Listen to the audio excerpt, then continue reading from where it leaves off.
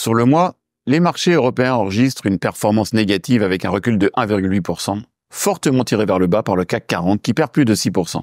Les marchés internationaux ont montré peu d'intérêt pour les élections françaises. Le S&P progressant de 3,5%, toujours tiré par le Nasdaq à plus 6%.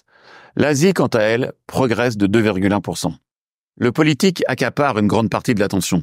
Quelle que soit l'issue des élections en France, la visibilité est faible sur les prochains mois et pourrait faire chuter à zéro la croissance économique au second semestre. Seule certitude, les déficits risquent de demeurer élevés. Les investisseurs ont surtout sanctionné l'éventualité d'une majorité de gauche, le programme économique étant particulièrement déséquilibré. Les indices français risquent de demeurer faibles les prochaines semaines, mais à moins d'un dérapage des taux d'intérêt, l'essentiel du mal est fait.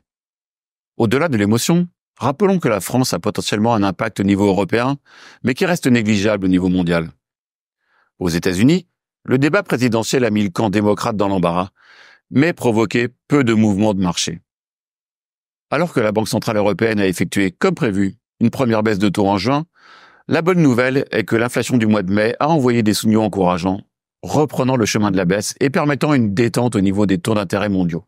Malgré les tensions françaises, les marchés obligataires se sont donc bien comportés durant le mois de juin. Les investment grade comme le haut rendement ont progressé de respectivement 0,7 et 0,5%. Les taux d'intérêt seront le juge de paix des prochains mois. Ils seront le reflet d'éventuelles tensions politiques en Europe et de l'évolution de l'inflation. Encore élevés, leur potentiel de baisse est important en cas de ralentissement économique.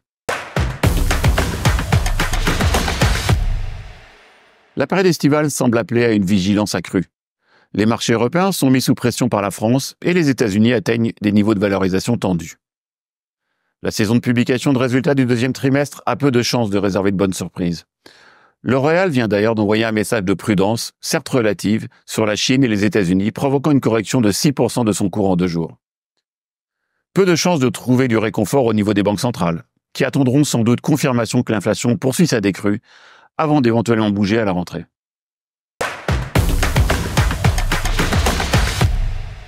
La question à laquelle nous avons choisi de répondre ce mois-ci est la suivante. Faut-il que je sécurise mon portefeuille pendant l'été ?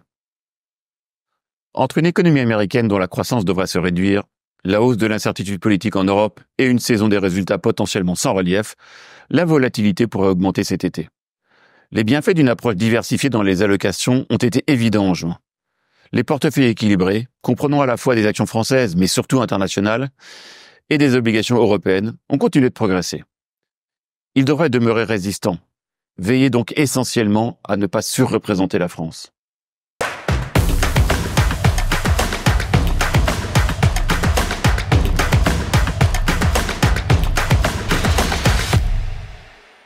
En synthèse, la France traverse une zone de turbulence, mais son impact international reste faible.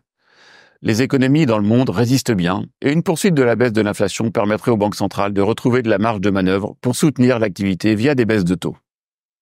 À court terme, le potentiel de hausse paraît réduit, certes, mais les portefeuilles diversifiés devraient continuer à bien se comporter. Nous vous remercions pour votre attention et vous donnons rendez-vous le mois prochain pour un nouveau point.